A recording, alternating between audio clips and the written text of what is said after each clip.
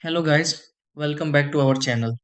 If you have a Philips Sonicare Kids toothbrush and you want to connect it to your phone, the process may seem a little confusing at first, especially if you are doing it for the first time.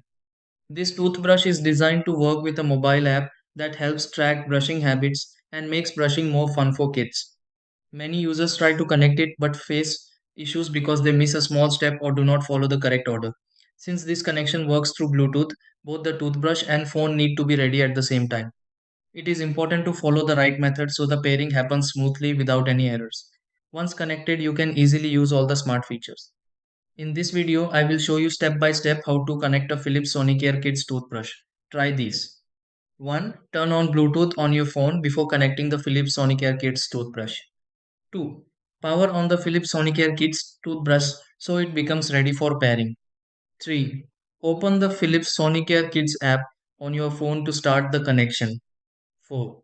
Search for the Philips Sonicare Kids toothbrush inside the app and select it. 5. Allow the Philips Sonicare Kids toothbrush to pair with your phone through Bluetooth.